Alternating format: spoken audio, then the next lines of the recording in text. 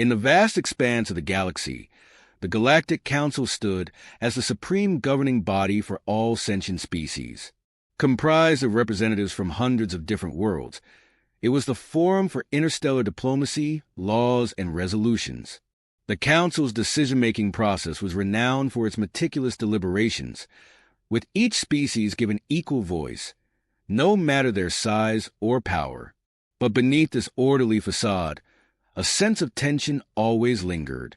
Alliances shifted and ambitions clashed, especially with the recent addition of humanity, a species whose rapid rise and unpredictable nature had garnered both respect and suspicion. Humanity's place in the Council had been hard-won. As a relatively young species, Earth had once been isolated, too preoccupied with its own conflicts to look outward. But after the invention of faster-than-light travel, they quickly joined the galactic stage. Their military prowess, while still new, was undeniable, an unpredictable blend of aggression and innovation that made many of the older species wary. Humans, despite their comparatively smaller numbers, had become known for their determination, resilience, and an unwillingness to back down. However, their diplomatic strategies were often seen as bold, brash, and frequently unconventional. The human diplomat who arrived for the latest council session was a veteran of many such encounters. Ambassador Michael Saunders was a man known not only for his diplomatic skill, but for his ability to navigate volatile situations. His reputation as a strategic thinker preceded him, but it was his tenacity, his refusal to compromise when it mattered most, that had earned him respect. The Council, a body accustomed to subtlety and nuance, had never quite understood how to handle humanity's blunt approach to negotiations. This session would prove to be no different. As the council meeting began, the room buzzed with the quiet murmur of voices. Representatives from various species exchanged pleasantries, and the atmosphere, while professional, was tinged with an undercurrent of nervous anticipation. The issue at hand was significant. An ongoing dispute between the Human Federation and a powerful coalition of alien species regarding territory and resources in a newly discovered star system. This conflict had escalated over months, and the Council had been convened to mediate a peaceful resolution. The stakes were high, and the pressure was mounting for the human diplomat to offer a concession that might ease the tension. When Ambassador Saunders took the floor, the room fell silent. His voice, steady and calm, filled the space as he began to address the council. He spoke of humanity's commitment to peace, their desire for diplomatic resolution, and their willingness to work within the frameworks of the council. Yet as he spoke, a subtle shift in his tone began to take place. His words, once diplomatic, grew firmer, more assertive. There was a tension in the air, something unspoken, a sense that this session would not end like the others. The representatives from the other species leaned forward, sensing that something significant was about to unfold. And then, with a crisp finality, Ambassador Saunders made his declaration, "War?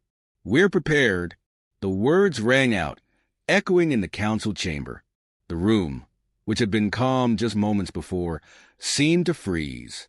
Saunders' declaration was not a threat. It was a statement of fact. There was no veiled warning, no hidden agenda.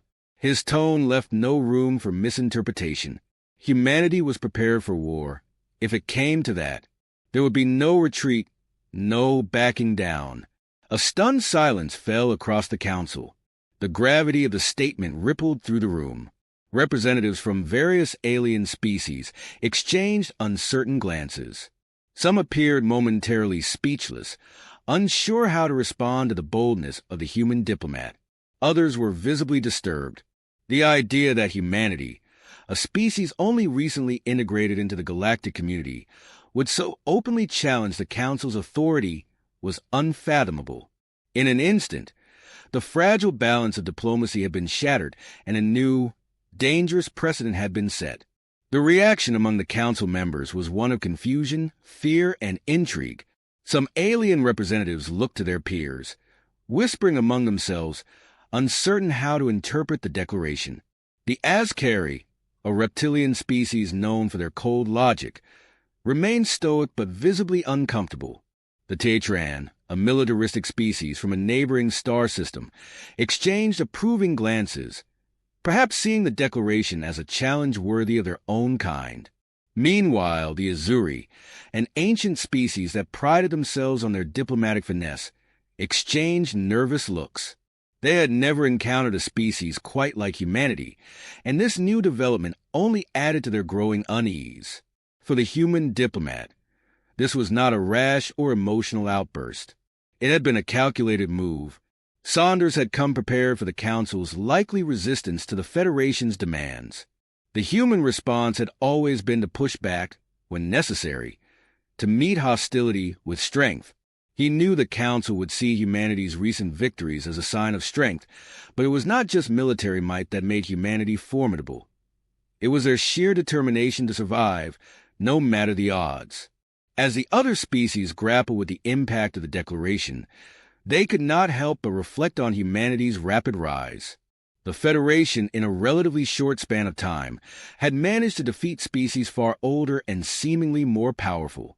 Human tactics were unconventional, and their willingness to fight, even in the most hopeless of situations, had earned them a reputation for unpredictability. Few species understood humanity's capacity for perseverance and innovation in the face of overwhelming odds. The idea of engaging in open conflict with such a species was a terrifying prospect. But it was not just their military capabilities that set humanity apart. It was their spirit. The human will to survive, to fight for their place in the galaxy, was unlike anything the Council had seen before. The very Declaration itself, as blunt as it was, conveyed a message that was clear. Humanity would not be intimidated.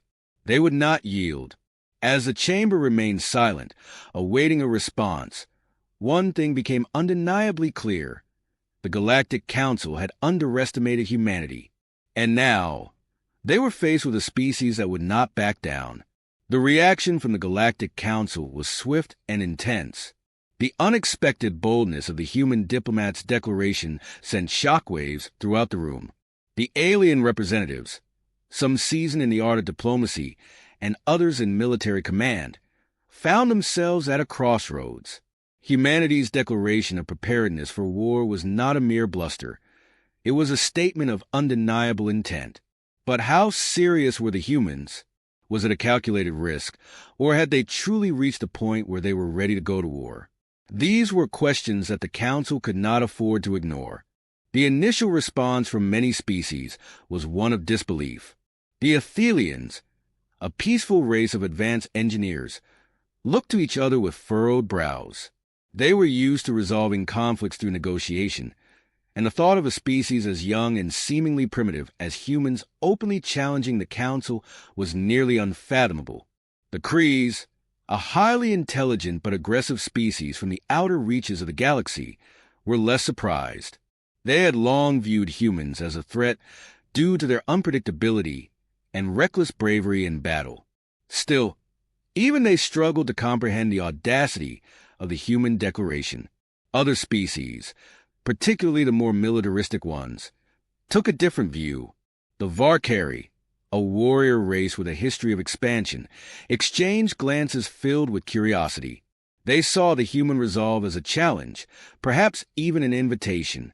To them, conflict was a way of life, and the human willingness to stand firm was admirable. The Varkari had never shied away from a fight, and they were intrigued by the possibility of testing their might against this newly risen force. However, they too wondered, were the humans truly prepared to take such a step, or was this some sort of tactical maneuver to buy them time? The situation was complicated further by the Human Federation's relatively brief history. Unlike the more ancient and established civilizations in the galaxy, humanity had not been part of the Council for long. They had joined only after they proved their capabilities, especially their military strength and advanced technology. However, many Council members were quick to dismiss humanity's rapid rise as a result of luck, rather than skill. Still, recent victories and skirmishes against other species had changed their perception. The Kethrax, a technologically superior race, had suffered significant losses when humanity had launched a surprise assault on a strategically vital location in their territory. The Askari, who had long prided themselves on their intellectual prowess, were particularly shaken. Their own reputation for calculated, logical warfare had been upended by the unpredictability and tenacity of the human forces. This gave the Human Federation an edge, one that many had not fully appreciated until now. The council members began to debate, the room filled with a buzz of conflicting opinions. The core issue was whether humanity's declaration of preparedness for war was genuine or whether it was simply a power play designed to gain leverage. There were those in the council who believed that this bold move was a bluff, an attempt by the humans to pressure the council into making concessions. They argued that humanity lacked the resources and experience to wage war on a galactic scale. These voices came primarily from the more cautious species, such as the Rillians, a race that had never engaged in direct combat and relied on their advanced technology for peacekeeping. They believed that the Human Federation, despite its recent victories, would ultimately falter in the face of a united council. On the other hand, there were those who recognized the possibility that the humans were not bluffing. The Firians, a nomadic race known for their mastery of guerrilla tactics, saw potential in humanity's willingness to take risks. They had fought alongside humans in several campaigns and had seen firsthand the ferocity of human resolve. The Firian ambassador, an experienced strategist, argued that the human strength lay not just in their technology, but in their capacity to adapt to fight when it mattered most. The Firians had never underestimated the will of the human soldier, and their counsel now was clear. Treat humanity as a serious threat. As the debate raged on, it became increasingly clear that humanity's role in the galaxy was shifting. They were no longer the naive upstarts they had once been perceived to be. Their rapid technological advancements and their unwavering resolve had made them a force to be reckoned with, and that was something the Council could no longer afford to ignore. Some members who had previously dismissed humanity as a minor player began to reconsider their stance. The old guard of the Council, those who had once ruled with an air of invulnerability, began to question whether their dominance in the galaxy was truly secure. The sudden and unexpected challenge from humanity had created a ripple effect that no one could quite control.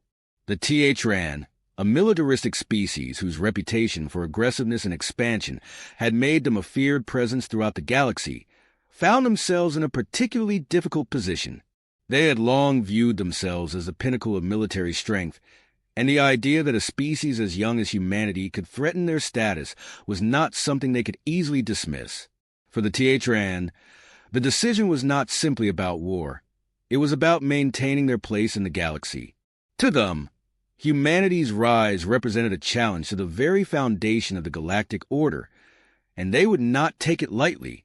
In the midst of this growing tension, the Azuri, a species that had always favored diplomatic solutions over military ones, urged caution. Their representative, a respected elder who had been a member of the Council for centuries, argued that rushing into conflict with humanity would have unforeseen consequences. He reminded the Council of humanity's resilience, how they had time and again defied the odds.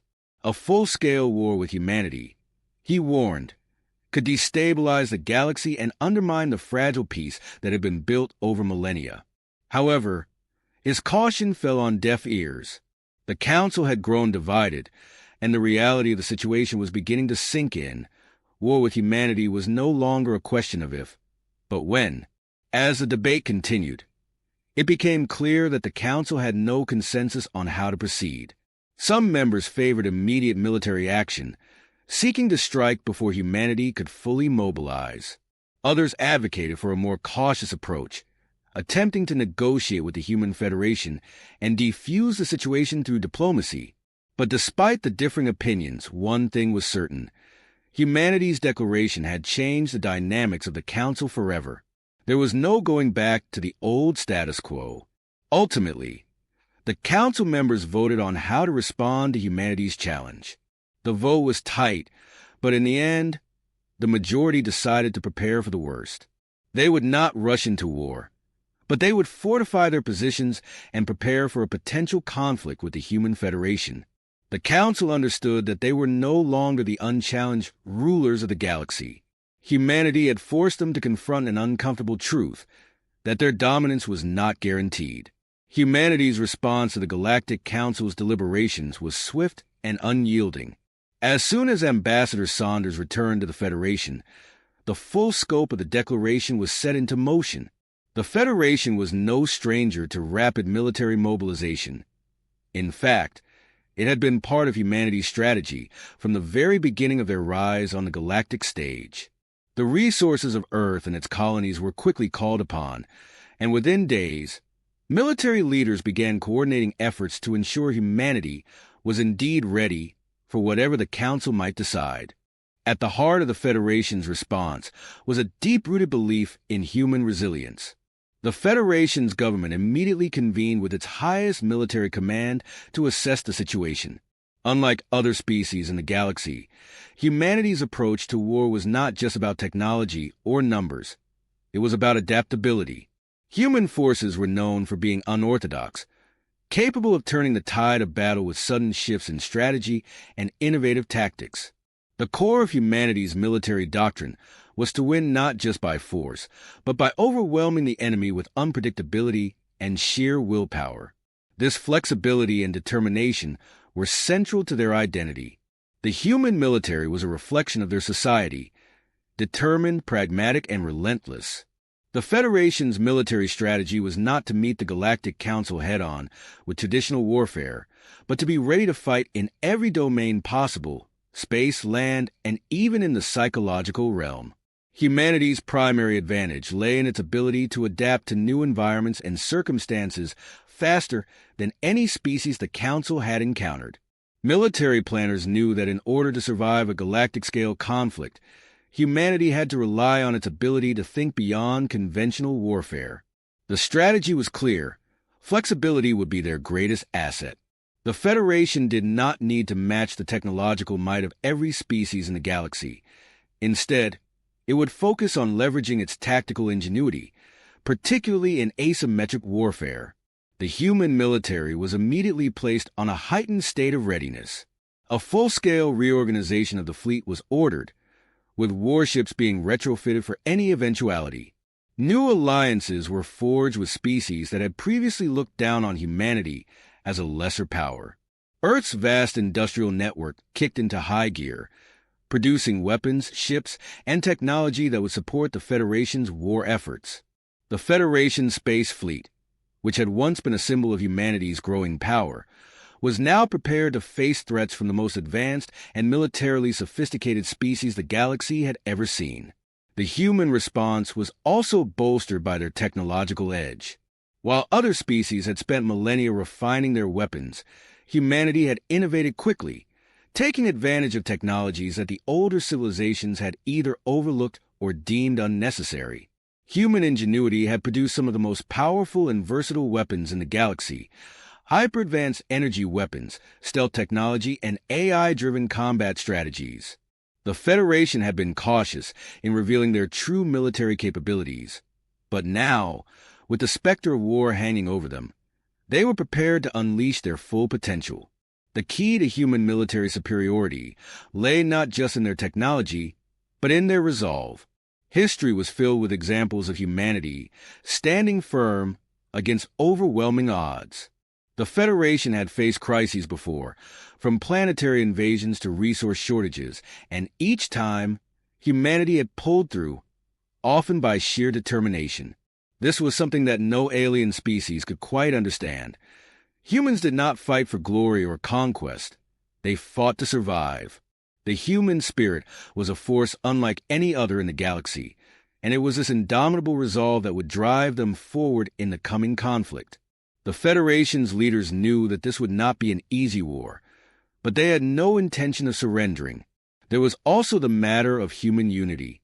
Unlike many of the galaxy's older species, whose empires had fractured over centuries due to infighting and division, humanity had managed to pull together in the face of existential threats. The Federation's leaders understood that the key to their survival lay in rallying not just the military, but the entire human population. War was a total effort for humanity. Civilians, engineers, scientists, and strategists alike all played a critical role in preparing the Federation for the worst. It was this united front that made humanity so dangerous. When the survival of the species was on the line, humans could be counted on to rise to the occasion, no matter the cost. Human alliances were another crucial element of their preparations. While humanity's relationship with other species in the galaxy was still evolving, the Federation had cultivated relationships with various alien factions that recognized humanity's strength. The Kethrax, a technologically advanced species that had previously underestimated humans, were now cautious allies. Their experience with humanity's unpredictability had made them hesitant to oppose the Federation outright, and the Kethrax had started to offer strategic support. Even the Ferians, with their focus on guerrilla warfare and unconventional tactics, found common ground with humanity, recognizing their shared ability to fight dirty when necessary. These alliances, though not as deep as those of the older species, gave humanity a strategic edge. The Federation's military leaders began to craft a plan of action that would leverage both human strength and the capabilities of these newly formed alliances. It was clear that humanity could not take on the entire Council by force alone, but by coordinating with these alien factions, they could create a formidable resistance. The Federation would aim to disrupt the Council's plans by targeting key strategic points in the galaxy, trade routes, resource-rich systems, and political hubs. By doing so, they could force the Council to divert its focus, making it difficult for them to mount a unified offensive against humanity. The plan was audacious, but then again, audacity was something humanity excelled at. Meanwhile, on Earth, the population was preparing in its own way. Public morale was high, as citizens had rallied behind the Federation's cause. Volunteers flooded recruitment centers, eager to join the military and do their part for the war effort.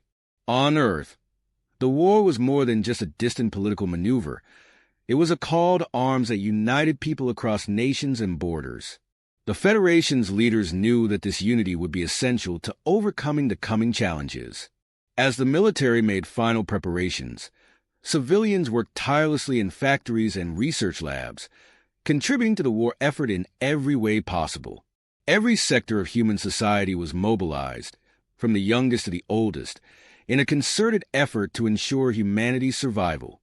In the face of overwhelming odds, the human military, bolstered by a united population, innovative strategies, and strategic alliances, was prepared to fight for their place in the galaxy.